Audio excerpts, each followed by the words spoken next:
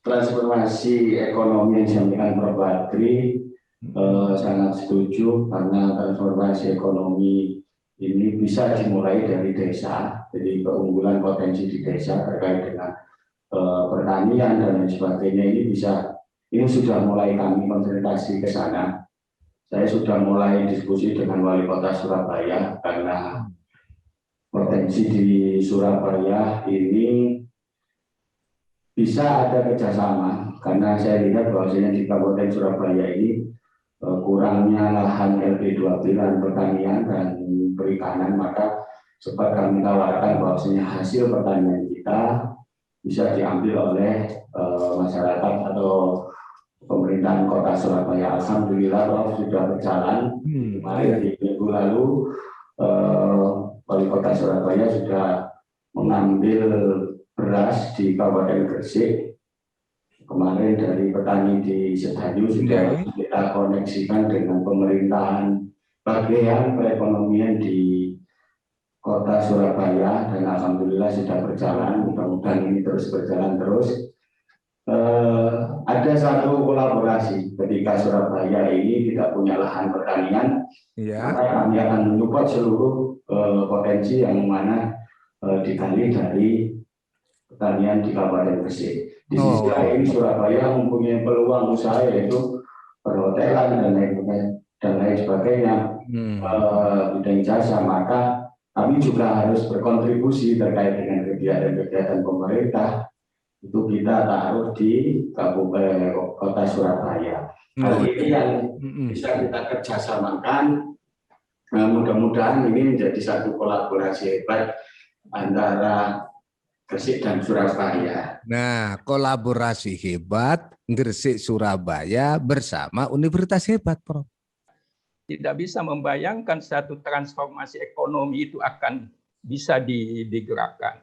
Jadi kalau saya menggunakan formula 633, maksudnya kita hanya butuh 6 tahun, maka struktur tenaga kerja Gresik itu bisa dirubah.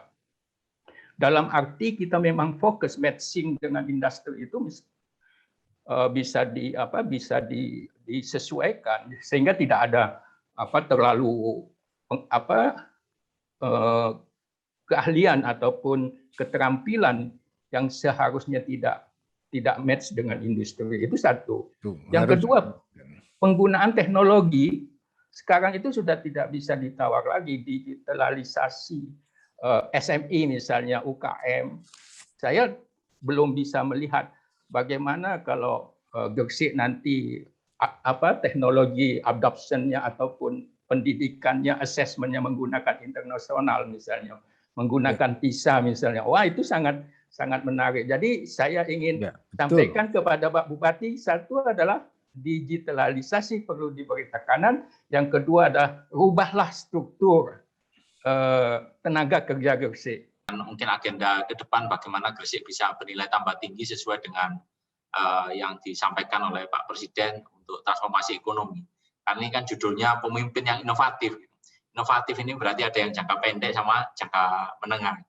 Untuk yang jangka menengah, misalnya saya berikan ilustrasi, kalau misalnya Gresik itu ingin melakukan fokus pada advance manufacturing karena memang banyak pabrik di sana, tapi pabriknya yang punya nilai tambah tinggi itu akan jauh lebih bagus karena itu akan mempunyai kontribusi pada BDP lebih tinggi.